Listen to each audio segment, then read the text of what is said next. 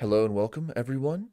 It's December 6th, 2022. We're in ActInf BookStream number 001.01, a numbering convention that will be explained soon. It's a discussion on the book Governing Continuous Transformation by Bijan Khezri, and I'll pass to Blue. Hi, everyone. I guess that's my job, is to explain the BookStream numbering. So this is our first BookStream. That's why it's BookStream 001.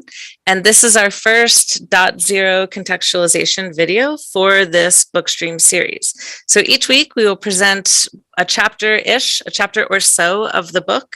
And then periodically we will get together for the 001.1, 001.2, and so forth, those discussion sections. So if you want to participate either in a contextualization video or in a discussion video, please get in touch with us and we would love to have you on the stream. And I'm Blue. I've been here before, so hopefully you've seen me before and know me by now. And I'm an independent researcher in New Mexico. And I will pass it off to Tyler, first time appearance, I think, in the Active Inference Institute. So Tyler, do you want to introduce yourself? Yeah, cool. Thanks for having me. This is my first time here to Active Inference. So I have an unusual background. I actually don't come from an academic background at all. A lot of it's been about applied governance. So I actually started as a strategy consultant working in major corporations. More recently, it's gotten more into DAO governance. I currently lead product and protocol design for the 4K protocol. It's a project that is connecting the physical world to the on-chain world. And I'm also a contributor at MetaGov, where I think about how we can model these abstract formalisms about governance in a real world setting. And so a lot of times when I think about DAO governance, but most recently it's been thinking about active inference and implications for real world settings.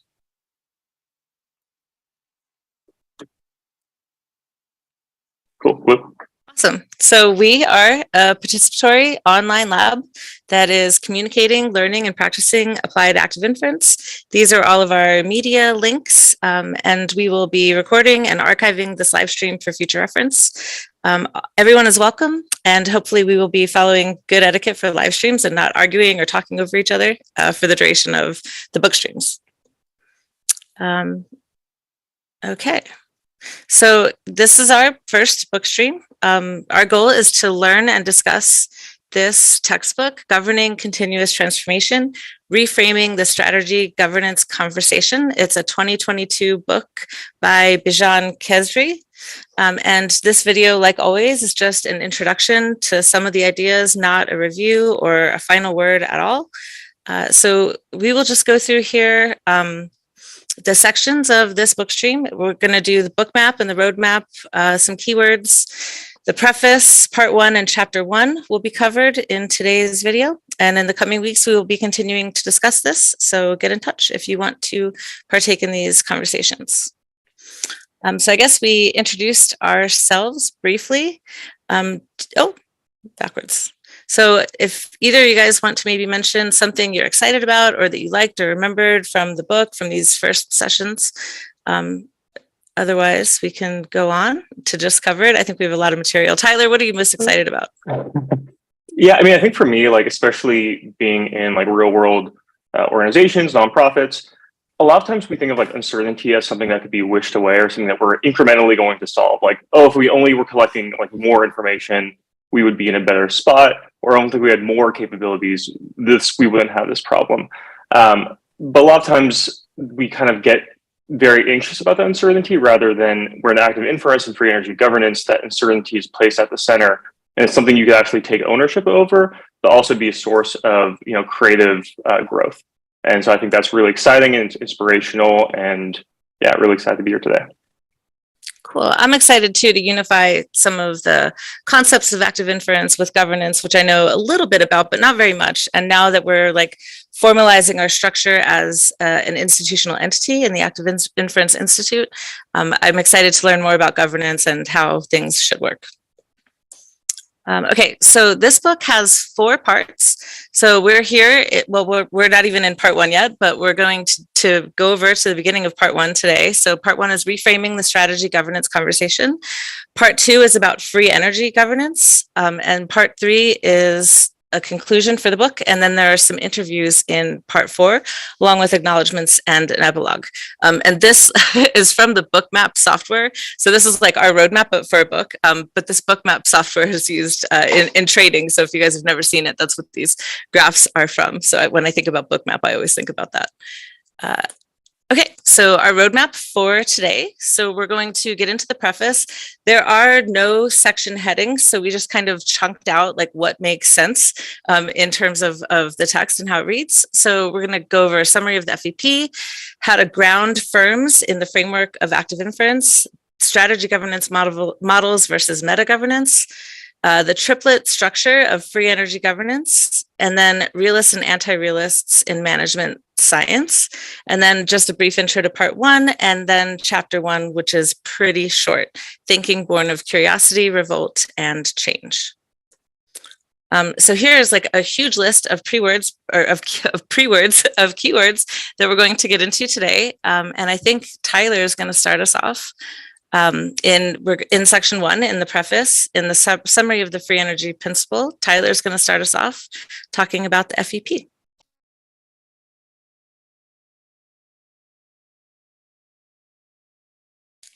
Tyler, unmute. Sorry.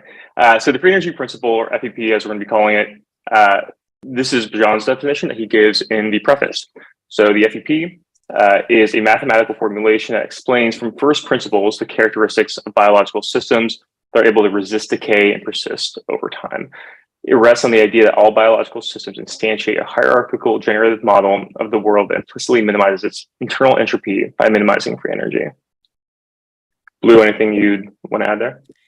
No, I think it's best, like we could take a deep dive into the FEP. There are many live streams where that's done.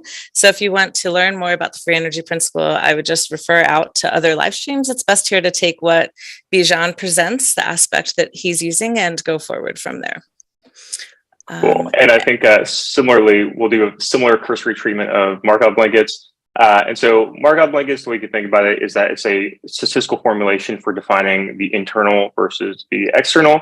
So the definition that he gives is Markov blankets establish a conditional independence between internal and external states that renders the inside open to the outside, but only in a conditional sense. So i.e. the internal states only see the external states through the veil of the Markov blanket. Again, huge topic. I'm not going to go super into it unless you want to add anything, Blue. No, it's great. And there are many live streams, like really, if you want to get into it, probably the Emperor's New Markov Blankets is maybe where we undertake like a very thorough discussion of the Markov blanket if you want more information there. Cool. All right. So grounding firms in the framework of active inference. So here's a claim from the book. Learning to actively infer will determine the firm's competitive advantage and survival in a discontinuous and distributed world.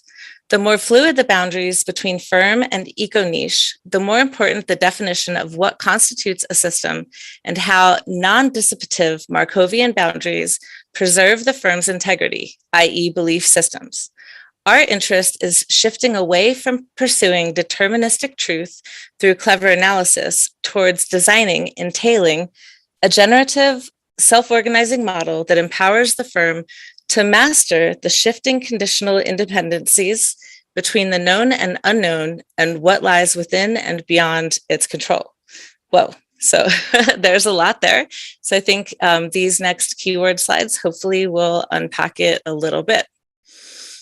Active inference, which we've seen many times in the Active Inference Institute, is a process theory grounded in the free energy principle that explains behavior, perception, planning, and action in terms of probabilistic inference. Bijan doesn't yet mention active inference, but he talks about learning to actively infer, which I'm going to actively infer means active inference. And here we see this classic action perception loop where we have internal states and external states separated by a Markov blanket or a non-dissipative Markovian boundary. And we have sensory input and action, and these are the ways in which an agent can interact with its world. Do either of you guys have anything to add here? Daniel? Sure.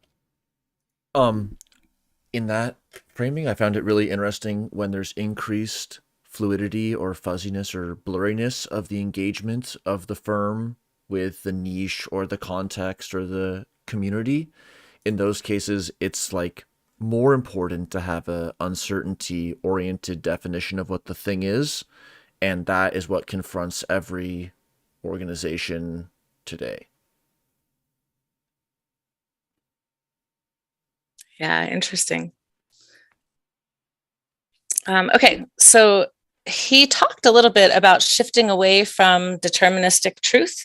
And so like I like Googled because I'm a truth person. I'm weird about truth if you've ever like listened to me talk about it before.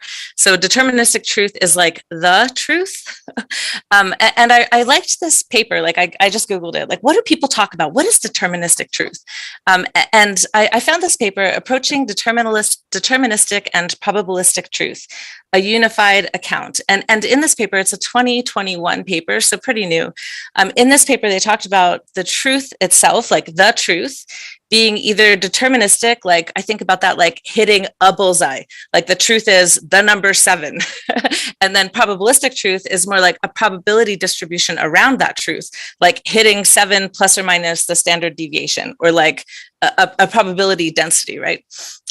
And this paper talked about like deterministic and probabilistic truth, like that the truth is one of those things. And then also there are ways to approach it, like you're approaching your search of the truth in either a deterministic or probabilistic way. So I thought that this was an interesting read, and kind of if you are interested in delving deeper into like deterministic versus probabilistic and these theories and approaches and truth likeness, I thought that this was a cool read. Yeah, I think one thing, oh, sorry. No, go ahead. One thing to add there is just that I think like our personal ideas about what truth are, like whether it's deterministic versus a probabilistic conception of truth, really carry over onto the organization level. And so whatever kind of delusions you have about your personal truth in your personal life, a lot of times they view the organization as, like the CEO views the organization as an extension of their own self. And so their own worldview gets carried over and, you know, strapped onto the organization's worldview. And so it's really interesting that you could kind of frame these like philosophical ideas about truth that are often applied at an individual level and then kind of like scale that up into an organization. Yeah, very cool. And we see that in this this generative self-organizing model. Again, this is kind of like, it was cool to just search up what is a self-organizing model. And we see generative model a lot. We don't really see self-organizing model. We see generative model in terms of self-organization, but a generative self-organizing model, like what is this really? And so this is just from this Stanford machine learning cheat sheet, supervised learning cheat sheet. So here it says, discriminative models divide the data space into classes by learning the boundaries. And this is like the different neural networks. Whereas generative models understand how the data is embedded into the space, like an autoencoder or Boltzmann machine or self-organizing maps. So this is like a self-organizing model. And you can really see here, like this is like a decision boundary on the left in the discriminative model. And like either it's a cat or a dog, right? And on the right, there's a generative model, like it's a cat with some degree of certainty, or it's a dog with some degree of certainty. And so you see these like probability distributions, like probably it's a cat, but then there's like some fuzzy, like if your data point lands like a little bit in the red or a little bit in the blue, like then it might be a cat or it might be a dog, or maybe we don't have enough information to tell. So I thought that this was a cool like replication of the probabilistic truth versus deterministic truth. Like either you're looking for cat or dog, or you're looking for with what probability is this a cat or a dog. Do you guys have anything to add here? Cool. Okay, so this is moving on out of this claim into the next claim. The firm is envisioned as an inactive, sophisticated, and resource-dependent inference machine in form of a generative learning model. Essentially, it is a statistical model linking in circular causality, action, perception, firm resources, and the unknown external world. And I just put this active inference loop up here again. So you have like the firm and the world. The firm would be the agent, and then you have the resources of the firm, which would be like the internal states, and then the external world, which is everything that's not the firm. And I highlighted these terms, inactive and sophisticated, because there's a lot to unpack here. And I think it's kind of in the textbook, maybe like just you can say the words, but unless you like open them up and look what they mean inside, look inside of them, like you don't have any idea the kind of depth that goes behind these things. So do you guys have anything to add there on that? Okay, Inactivism is a position in cognitive science that argues that cognition arises through a dynamic interaction between an acting organism and its environment. And so these are the 4 E's of cognitive science, or cognition. And they're embodied, inactive, extended, and encultured. So cognition is grounded in our senses and concrete experience. That's embodied. Enacted means it's goal-directed action in the real world. Extended is cognitive systems include the tools, the devices, the people around us, our smartphone, these kinds of things. And embedded, or that's kind of what we always refer to as encultured, but I think that they kind of mean the same thing. So this is cognition is woven into culture, and learning is done in a social context. So these are the embodied. So when you say the firm is inactive, that's it. It's for goal-directed, it's doing goal-directed action in the real world, inactive. And sophisticated, or do you guys have anything to add there on the 4 E's? Okay. Sophisticated is from this paper, I believe, Sophisticated Inference by Friston and colleagues. And we've done sophisticated affective inference, I think, on a live stream, but I don't think we've ever done sophisticated inference, but the affective inference is like a later paper and covers this one a lot. So sophisticated inference is really like in deep time, right? So here, I'll just read the figure caption. So I have this like decision tree model picture from the paper, and it says, this schematic summarizes the accumulation of expected free energy over paths and trajectories into the future. This can be construed as a deep tree search where the tree branches over allowable actions at each point in time and the likely outcomes consequent upon each action. So this is 1, 2, 3, 4 time steps here and going off. So this is like a trajectory, the path of least action. So we talk about, the way that a system can decide and go forward in space.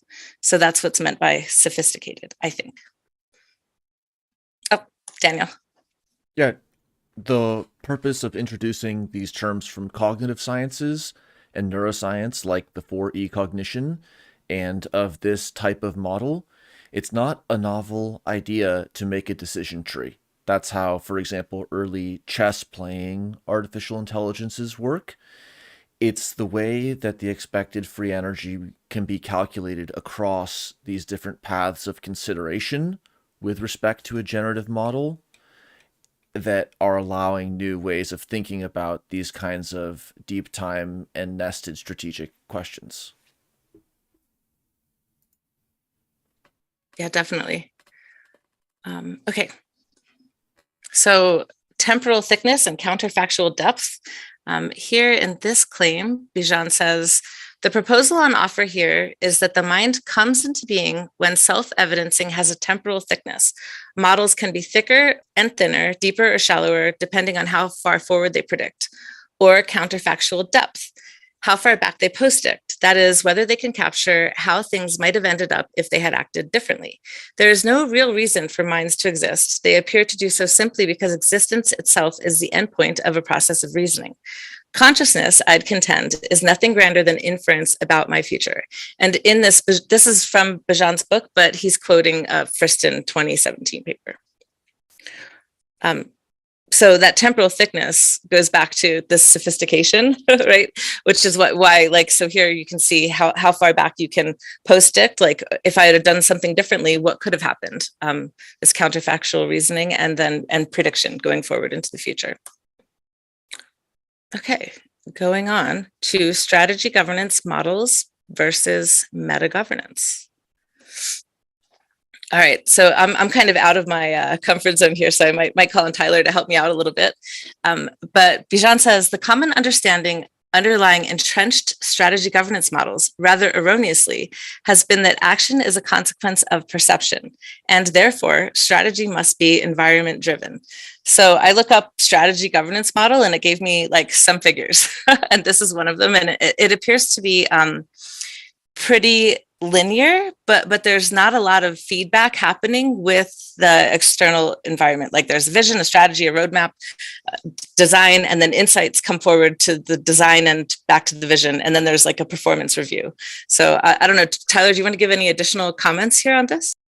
Yeah, I mean, I think something that could be potentially confusing for people who are maybe not coming from an academic background is that, like, a lot of times when business leaders are thinking about how they're going to plan for the action that their organization is going to take, what the strategy looks like, you know, they're getting data, right? And they're having feedback from the bottom levels of the organization, feedback to the top levels, right? And so that they're taking information, they're creating a perception of that, and then they're creating a strategy based on that kind of in a linear fashion, the organization executes, and at some point they reflect back and be like, hey, did this work or not? What do we do with our new information, right? But really what they're not realizing in the process of that is, like, in that linear flow, they're not recognizing how they're constraining the perceptions and actions of their organization in a top-down fashion, and allowing bottom-up information to change how information and actions can be changed in the future. So like that kind of cyclical nature really is understood, and it's really more conceived in this linear way of like, hey, we're going to collect as much information as we can. Our information is going to be imperfect, but we're going to get better over time. Rather than like, hey, fundamentally, our actions and perceptions are constrained by the actions we're taking right now. So it's like just a different model for thinking about it. It's a lot more linear and doesn't have that cyclical causality baked into it. Cool. And I think about here, like, it seems like it's very like sequential, like one after another, after another, after another. Whereas like the active inference kind of method, like you have to sometimes act in order to perceive, right? Like if you want to know whether like the surface is rough or smooth, you have to move over the surface with your finger to determine if it's rough or smooth. So it's action and perception that are happening simultaneously. And I think that is the shift that Bijan is calling for, as he says. Yeah, and I think just to add on that like a little bit is that I think a lot of times business leaders conceive of like reality as like independently existing out there, and it's just like a limitation of their tools and resources to understand reality, rather than like the nature of perception itself of being able to understand reality. And so I think that's really like the fundamental difference, and a lot of times people don't realize that that's even like relevant at all. And so that's why this is fun to talk about. For sure. Why, like, what is deterministic truth? Like, where is that reality? And it all kind of links together. So Bijan goes on to say, in fact, action upon the firm's eco-niche, akin to pointing the light torch in the dark, determines perception. Inference is inactive. The generative model itself never encodes anything. It just expresses the circular causality among all four states. The generative model, hence, is a model of the firm's eco-niche. If not, it is no good regulator, and consequently, the firm will rather sooner than later dissipate in the face of entropic forces. And so I included here a different kind of strategy governance model that's like the lean startup model, that's like a little bit more action and perception happening in like a more simultaneous way. I don't know if you want to add anything here, Tyler. Yeah, I think a lot of the way we talk about like lean startup model of really the lean startup model is basically like you don't necessarily know what people want, and also it's not that you're discovering what people want, it's that you're putting ideas out there and finding how people respond to them. And so it's basically truth is something that you create. You can create a new state of the world rather than like uncovering it. So it's kind of like a method for uncovering something that's going to work. And a lot of times it's kind of done couched in like very like fluffy and also just like experiential terms of like, hey, this works. We've done this. We built this company this way. But what's interesting about active inference is that it can take that very like fluffy, wispy framework and apply that into a more rigorous context. So yeah, like a lot of these ideas that we're talking about now, like they're not necessarily like new in like especially like startup world, but there hasn't been great language for talking about it. Cool. All right, so here's another claim. Therefore, The firm's true governance challenge is a matter of meta-governing its generative model as an enacted, sophisticated, and resource-dependent belief system, exercising the entire organization, quote, the body itself. In contours, we should now start seeing a model emerging that underwrites a form of autopoiesis, i.e. self-organization. Effectively, it is all about casting inference as optimization, mathematically by way of gradient descent, starting with two essential constituents. First, a hyperprior, which is the firm's resistance to entropy in order to persist, and two, epistemic foraging and hypothesis testing, i.e. acting upon the eco-niche to generate belief evidencing data.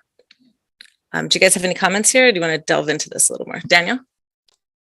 Yeah, one interesting usage of a term there is that the firm's true governance challenge is meta-governance. And that's a term that is used differently or compatibly, but with a different focus in MetaGov. And so just to kind of flesh that out, here, meta-governance is being used in the sense of metacognition, like self-reflection, memory, anticipation, attention, planning, all of these individual level cognitive and metacognitive processes that we model in active inference. Often MetaGov in another sense is meant like social cognition, like relationships amongst organizations or amongst teams. So like within a team, you have their own governance structure, then also there's teams of teams, and that's a meta governance structure with respect to the team. And then that's very interesting because the two times that we've seen nested generative models in active inference are the metacognition models and then the ecosystem nested models. So it really brings integrity between thinking about what happens like within and across groups. Cool, thank you. Okay, so hyperprior. In Bayesian statistics, a hyperprior is a prior distribution on a hyperparameter, that is, on a parameter of a prior distribution.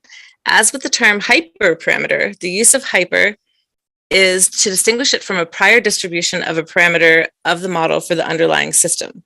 So like the hyperparameters influence the prior here, and like the hyperparameters here influence the parameters here. And so it's backwards at least one step in time in this sophisticated format. So there's, oh yeah, this is a better diagnosis or illustration.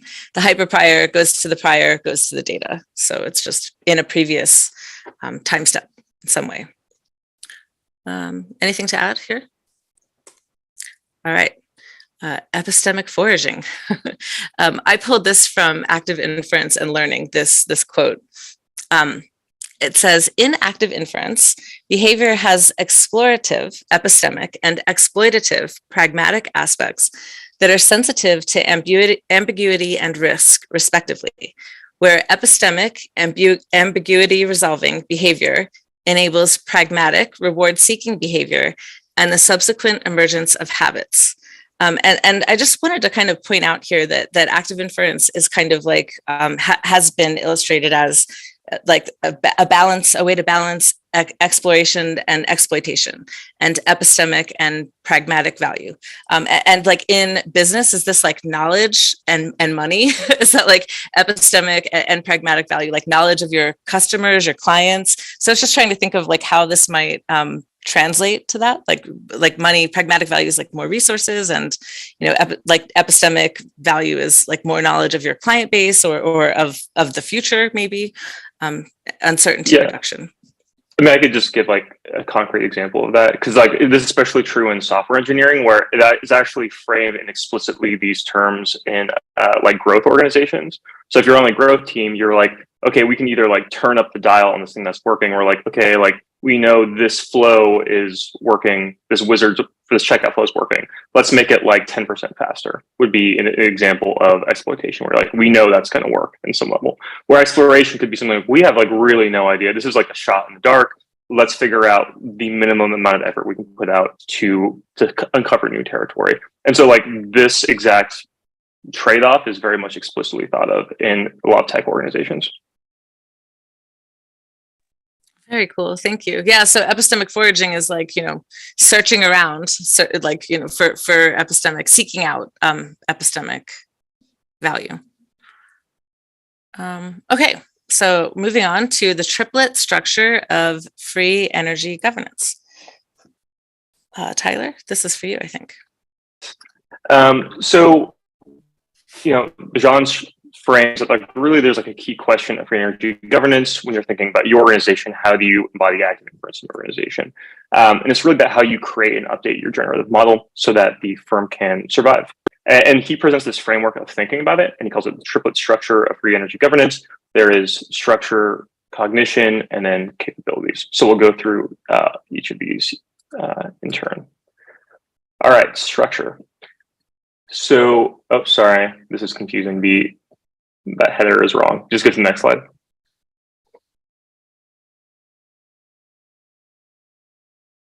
All right, structure.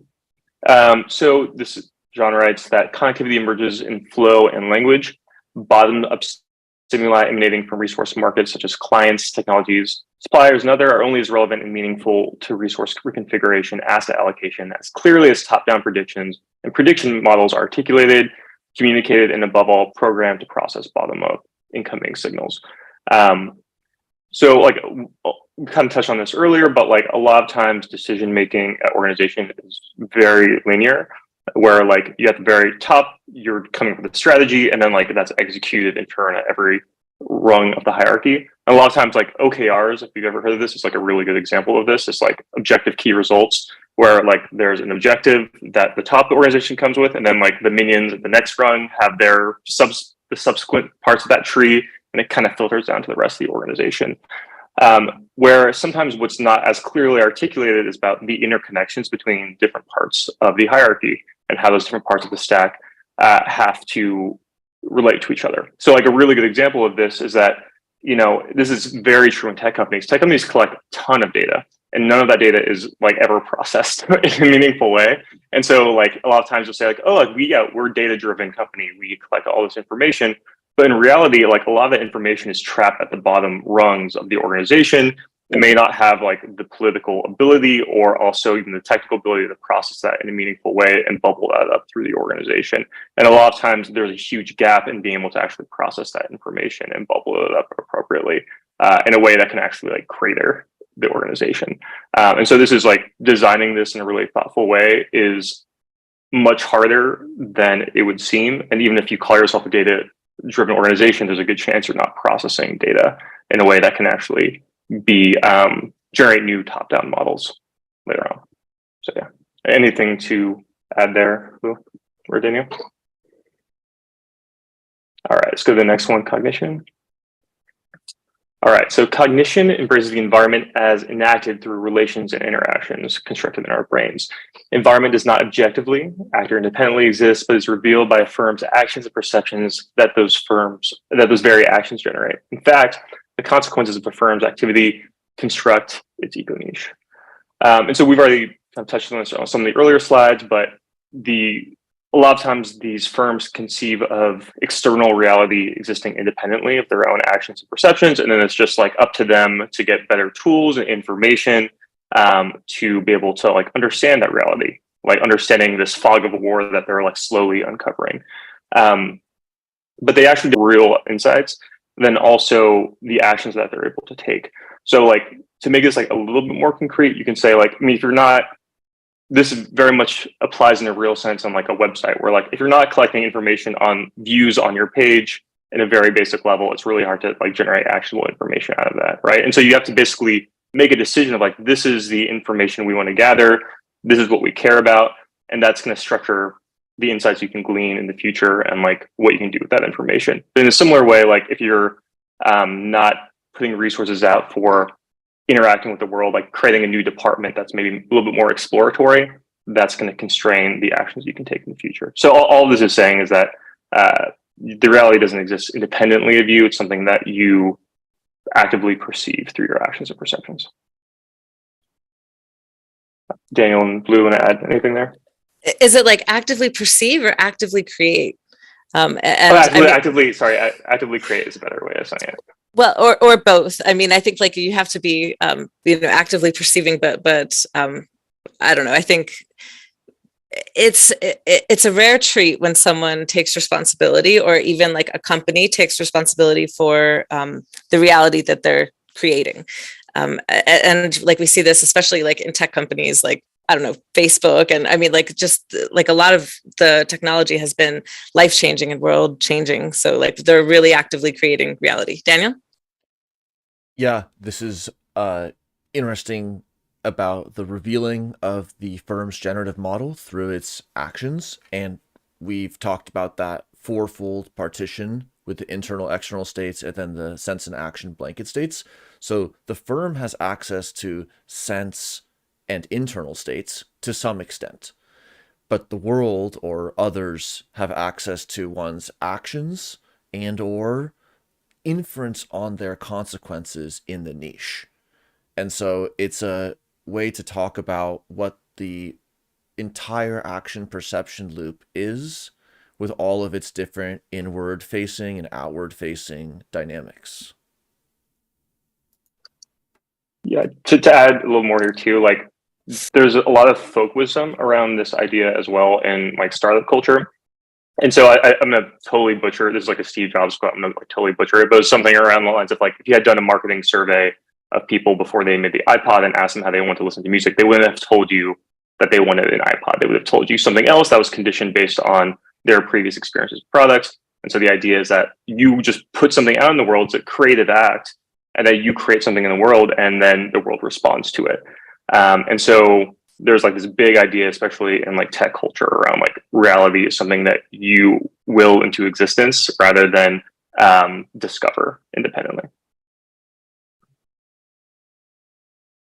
Yeah, it's interesting too to like think about, I mean, especially you think about Google Glass that came out like, I don't know, 10 years ago or something now. I'm probably not that long ago, but it's been a little while. And I think like now there's like the re-release of like Google Glass or some kind of similar product. Like the world just wasn't ready when the Google Glass version came out, but like we'll be ready soon. They've willed it into existence and it'll be that way soon. Definitely. All right. Capabilities. The last one is capabilities. So the inferring firm is constantly optimizing belief propagation as well as updating beliefs sophistication. That process of optimizing recognition densities is only as good as the firm's generative world model. So we are no longer just interested in the actions consequences per se, but how the actions consequences impact ulterior beliefs. So another way of saying this is that the firm has to actively balance, this exploiting versus exploring. And I think there's like a lot of, again, folk wisdom, and especially in Silicon Valley culture around this trade-off, whereas like a lot of times we say, hey, failure is good as long as you're learning and integrating those insights. And so, yeah, Blue, anything to add there? No, good. All right. Okay, so realists and anti-realists in management science. All right, so here's a claim from Bijan. Management science is equally divided along not too dissimilar realist and anti-realist fault lines. It is best captured by Carl Weick, 1977, when he states that environment is located in the mind of the actor and is imposed by him on experience in order to make that experience more meaningful. It seldom dawns on organizational theorists to look for environments inside the heads rather than outside of them. Indeed, the rise of cognitive lens in strategy management and governance research has enriched our understanding around improving the design of strategy governance processes, but has largely remained constrained by the notion that environment is something objective out there waiting to be analyzed and adapted to. And in this section, Bijan talks about Blitz scaling and mentions some like examples of this anti-realist claim. So he says, Google, Uber, Airbnb, and Facebook are the product of a fundamentally anti-realist enactment of an interaction with the respective eco-niches, powered by unique and continuously evolving sets of capabilities fostering action-generated top-down, bottom-up prediction error minimization to iteratively optimize their very generative models and implied recognition, posterior probabilities of beliefs about the action's consequences. These companies redesign while they fly, which is, in the words of Silicon Valley veteran Reid Hoffman, equivalent to throwing yourself off a cliff and assembling your airplane on the way down. Sullivan, 2016. In fact, we are more in control than we resist to believe. Blitz scaling has been integral to the founding DNA of these super outperformers. They listen to and sense what wants to emerge. They are the enacting designers of their very eco-niche. For these companies, strategy is rather a matter of ex post sense making than ex ante long-term planning. It is a matter of survival. And I just thought that that was maybe a good example of this anti-realism thing that he was talking about here. Do you guys have anything to add? An idea that kind of arose as you were talking about this is that one interesting point about Google is that they're also kind of famous for trying really hard to do this, but failing to create new products. So they have like created and killed like hundreds of different new like products that people genuinely like truly loved, even that were quite innovative. And so it's kind of interesting of like how you even think about like what is trying to emerge and whether that's best done in like a single monolithic organization versus in a more like decentralized distributed way. So I don't know, this has been like a tension I've been kind of feeling throughout the book as well. Is kind of like, is it that this entity is trying to exist or needs to exist, or is it something that is more distributed and decentralized is more appropriate in certain cases? So having loved and lost several Google things in the past that have like, Google reader, RIP. Yeah, Google App Maker, like the low-code app development thing. I mean, just like tons of things, right? Having loved and lost. I wonder if this is like epistemic exploration on the part of Google, really. So if like you're, I don't know. I feel like people come in and like, I'm going to build this app, and Google gives them a lot of freedom, and they're like, go ahead, build the app or build the platform or build the thing and do the thing, and they build it, and it's great, and people love it, and then they move on and do something else, and then nobody steps up to support the love of this person, or what was this person's like child at Google, right? So I feel like maybe that might be a lot of what's happening, but perhaps in this like creation and then creation and unsupporting, Google is continuously generating like epistemic knowledge, right? It's epistemic foraging of and learning about the niche and what people like and what they will use. It like on the grand scheme. Well, I think that's true, but I'm not going to make this argument, but a lot of people have made the argument that what they should have been doing the whole time is exploiting, because like their whole business is just ads, and they're like, just like run that till you die. Like that's the only thing that matters. Like your resources aren't well used here by like trying to do like all of these random things. And so like there is like a legitimate argument too of like the limits to which you can explore maybe. And I don't know, that's probably out of scope for our discussion today, but Daniel. Yeah, just one short note. The entire discussion of epistemic and pragmatic value is motivated by the fact that they're unified in the free energy functions that are used to determine perception, cognition, and action in an integrated way. So at the very least, conversation can be had about adaptive changes in these variables at different levels of the organization in a different, if not better way, that's very integrated with how we think about the world internally and built upon neuroscience in that area, as well as about thinking about the complex dynamics and the relational dynamics of the niche, which for information doesn't exist until you're seeking it out and in feedback with it and in attention of your previous data, in anticipation of future data, all of these cognitive dynamics. So the anti-realist take doesn't need to be someone who doesn't think like a real world exists or anything like that, even though that's like too deep for this current discussion. It's just a purely pragmatic approach to thinking about and modeling these kinds of scenarios. Very cool. All right, what else? Okay, so here we are. We got through the preface. That was the preface. And so getting into part one of the book, there's just this small quote, which I'll read. It says, reframing the strategy governance conversation. The evidence suggests that we are in the midst of an evolutionary punctuation. We are witnessing a mass extinction in the corporate world in the early decades of the 21st century. Since 2000, 52% of the Fortune 500 companies have either been acquired, merged, or have declared bankruptcy. It is estimated that 40% of the companies in existence today will shutter their operations in the next 10 years. Merely following the trends of change is not enough. Just like organisms facing the great oxidation event, organizations need to reinvent the way they interact with the changing world.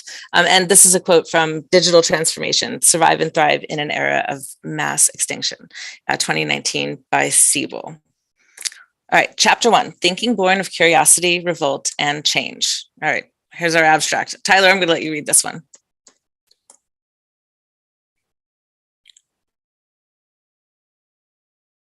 All right.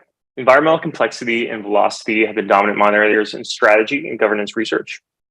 The underlying structure of environmental change is becoming increasingly distributed and discontinuous. The disintermediating nature of information technologies is challenging entrenched business models as well as the logics of organizing. Centralized top-down strategy processes are rather anti-clocked unless dynamically and generatively intertwined in real time with bottom-up stimuli and data emanating from field operations in pursuit of prediction error minimization. Neither established logics of organizing nor prevalent corporate governance models are a match for wholesale digital reinvention and continuous strategic renewal. Nice. And going on, he says, in fact, akin to the AI evolution from a supervised to a deep learning logic, corporate governance is challenged to evolve from a supervised and rule-based best practices learning system to one of unsupervised unlearning, i.e. self-organization. To survive, the firm must be conceived as one cross-hierarchically integrated inference machine. Organizing is generative prediction error minimization. Strategy is redefined as top-down, bottom-up predictions processing. The search for knowledge is not nourished by certainty. It is nourished by a radical absence of certainty, thinking born of curiosity, revolt, and change. And that's a quote from Rovelli 2021. All right, Tyler.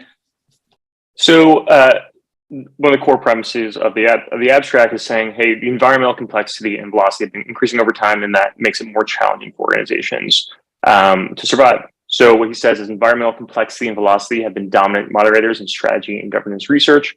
Indeed, the rate of change has not only been accelerating, but the underlying structure of change has become increasingly distributed and discontinuous. Sense of urgency and heedful interrelating are critical to survival in a world that is now commonly perceived as full of surprises. And so, this is something just by being on like the inside of a lot of these organizations, including corporations. A lot of times it's perceived as, hey, it's a scary world out there. We just need to get our information better to kind of understand what's actually happening so we don't have any problems. But I think the problem is that like that world is changing so much faster than it had been before, where like this kind of relentless approach of, hey, we're just going to get more, we're going to gradually improve our processes to wash away this uncertainty, that doesn't work as well anymore. And I think this kind of former approach of strategy is very much encapsulated by like Six Sigma design. I don't know if you guys are familiar with that, but it's kind of like a manufacturing idea of like, hey, we're just going to slowly and incrementally increase the precision of our techniques and our processes, because any uncertainty you have cascades across your whole supply chain and all of your other processes. So we just need to figure everything out, and so everything will be perfect and we won't have any issues. And that may be like somewhat of a illusion that you can tell yourself if things aren't changing that quickly, and maybe that'll work for like some constrained amount of time. But in the modern world, it's really hard to have that illusion. You have to have a different mental model of the world. All right, move on to unless Blue and Daniel had anything. No. All right. So the second piece of this is like, yes, the world is changing really quickly, and that means that there's going to be more discontinuities. And so he says our discontinuities are fundamentally a function of the cost of interacting with the outer world in form of generating and testing predictions. And so when he says discontinuity, it's really about like this gap between perceiving the world and saying, okay, how are we going to take action? How are we going to update our generative model accordingly? And what he's saying is that, as the world becomes more complex, change is much faster than ever before. There are more of these discontinuities, but also the discontinuities are larger. There's just more information to integrate. And so like on one level, you could say like, this is really terrifying, the world's changing, what do we do? But he also sounds this optimistic note of saying like, well, yes, the modern world creates more discontinuities, but it also creates more tools for navigating those discontinuities. And so the first one he says is, well, is about disintermediation and decentralization. So it's a lot easier to aggregate data and process that information and have backup plans in case plan A fails, you have plans, B through Z instead. The other aspect of this is AI. And so it's a lot easier to process bigger and deeper sets of data. And so he's trying to sound this optimistic note that, hey, not all is lost. There is a way to navigate through this uncertainty. I just have to say, I love this meme. as someone who's like tried to like organize and restructure my life, probably, I don't know, 500,000 times at this point. Like, it's like, do I just do the work, or do I spend time like agonizing about how to like document and structure and like time plan my day into 5-minute blocks? so like I invest so much time in like some method, right? And then I'm just like, okay, well, I methodized it, and then I never use the method. I just go back to doing the work. So it's it's like this weird, like all this time analyzing or dumping it into like moderating my efficiency is like wasting my efficiency. To connect that to the earlier discussion about the two senses of meta, this time cost associated with strategy and with consequences in the real world, that time cost can be understood as a cognitive cost and something internal that's happening, metacognitive. How should I decide how to perceive this? Some of those are variables and knobs you can understand and change. Other ones are really subliminal. And then also that time cost strategy nexus, of course, exists for organizations and teams and all of these nested and complex interactions. So we want to use active inference as an integrative principle because it helps us connect what's happening on either side of the Markov blanket, which might be like a data set passed between two areas of a community or of an organization, understanding how the emission model and the reception model work together. Yeah, to add to that a little more is that, like, I've been a product analyst at a couple of different startups. And you actually see this in a real way where like sometimes you can get an okay answer by just taking like a super like simple average of a couple different categories, or you could try to do something really clever and create like an ML model or something over to predict something. And a lot of times just like the predictive power you gain doesn't match the time cost of that. And by the time you created this really sophisticated like publishable model, the world has fundamentally changed so much that your model just like doesn't matter anymore. And so like you're very like time bounded in like how you can even like use the information you gather and the results you glean. So for example, even if you have like a checkout flow and you say, oh yeah, like with this button, the checkout flow is 10% more effective than with this button. Well, it will very likely be the change. And in 6 months, the context of that checkout flow has changed so much that it's actually just kind of meaningless information. And so like the time boundedness of the information you collect and the perceptions you can form of that matter a lot.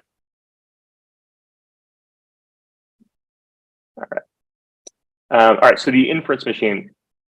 So to survive, the firm must become one cross-hierarchically integrated inference machine that continuously builds predictions, which are calling to be bottom-up challenged. And so I think this very much aligns with what we talked about before, like agile methodology, this kind of lean startup method of you build, see if it worked, you kind of like integrate those perceptions and learn from it, use that to ideate in something that is a creative act into the world, not necessarily something that is fully informed by data, and then you build and act on it. And he uses this quote a few times, both in the preface. I think he actually opens the book with this. He says, this is a Carlo Rovelli quote, the search for knowledge is not nourished by certainty, it is nourished by a radical absence of certainty, thinking born of curiosity, revolt, and change. So this is actually very important because I've actually encountered this tension very often in a lot of organizations where like a lot of organizations want to be data driven and they don't. Actually, another way to say this is the best product advice that was ever given. And it was from CEO of one of my last companies. He said there's two types of product work. There's art and there's science. And the science work is like, you're like, hey, like we know this works. We know we can speed up this checkout flow and it might get like incrementally better. We kind of can just keep going down. It's like the exploit path. But then there's art, which is really just like not informed by the data. And a lot of times organizations have trouble with this because it is truly a creative act. and they're not comfortable taking that leap of faith. And that's really what like you have to do anything meaningful. And a lot of people are much more comfortable in the exploit path, which is a lot easier to sell to your bosses. It's a lot more comfortable, and you have to really like very consciously create a culture within your firm that like the explore path is like even okay and something that can be rewarded. All right. Anything that you guys want to add here before we go on the next slide? All right.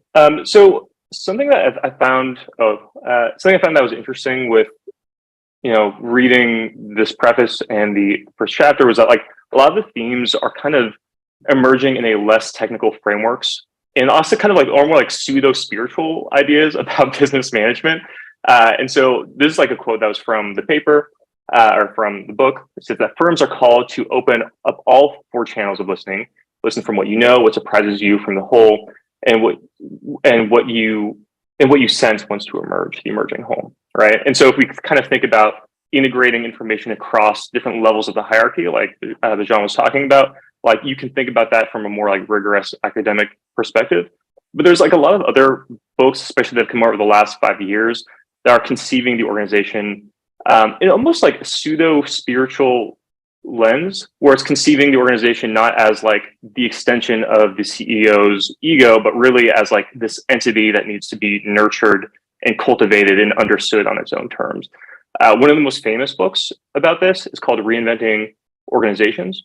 And this is Reinventing Organizations introduced the idea of teal organizations. These are like non-hierarchical, heterogeneous organizations. So in that book, he says, instead of trying to predict and control the future, members of the organization are invited to listen in and understand what the organization wants to become, what purpose it wants to serve. Which like on first reading, like that can feel very like pseudo spiritual and kind of like hand wavy, but is actually like a very real thing that can actually be modeled in a more rigorous way with active inference. So I think that's really exciting. Another way that this has been talked about has been in Brian J. Robertson's book, Holacracy. Holacracy is another similar to like teal organizations. It is a non-hierarchical form of governance. And so he says, each tension human beings sense is a signpost telling us how the organization could evolve to better express its purpose. All right. Anything you guys want to add there? Cool. Cool. So I don't know, anything else that you guys want to add? Just thanks for being here and going over this stuff with me. And is there anything else you're looking forward to, or what's next? I'm really excited. Just logistically, how is the series going to continue? Sure. So we'll finish 1 chapter a week is the goal. Maybe like we're trying to still work out the logistics of the holiday, but I think it looks consistent. So 1 chapter of the book per week, something about that, something like along those lines. And then a discussion after each like section of the book. So there's part 1, part 2, part 3. And we will get in touch with the author and see maybe if he is willing to come and discuss some of these ideas with us, and hopefully we'll have other people that want to participate in the discussions of the work. So. Tyler, and then I'll give a thought. Yeah, I mean, I think the thing I'm looking forward to is, so far what I've been excited about is that putting a concrete framework behind ideas that have so far been expressed in very abstract kind of hand wavy terms across, different kind of startup folklore and kind of businessy books. And so I'm curious as a next step about how it can become a little more like tangible and practical, and like for someone who is from the perspective of like being in an organization, how would you actually design an organization to embody free energy governance? And so I'm really excited to see how that can become a little more concrete and clear. Cool. The part I'm looking forward to is continuing to explore that exploit dialectic. Both of those in the extreme lead to failure in some way, or at least increase risk. And so this frames our strategizing as being like in some sort of landscape with explore and exploit, which of course is really complex with these nested organizations. And then you brought in the art and science, or science and engineering, or just art and communication, or whatever other dialectic. And then even within an artist's day, there's realities like accounting and the mixing of the paint and even the prompt engineering for someone who's using those kinds of artistic forms. So it lets there be sort of a light and adaptive, quote, explore, exploit scenario happening within the context of something that's a lot more meaningful, which is the integration of like art, science, personal meaning, collective meaning, and so on, without denying that those kinds of explore, exploit, attentional, and strategic dynamics must happen also. Cool. Well, thanks for participating, guys. And we'll see you next time. Bye, y'all.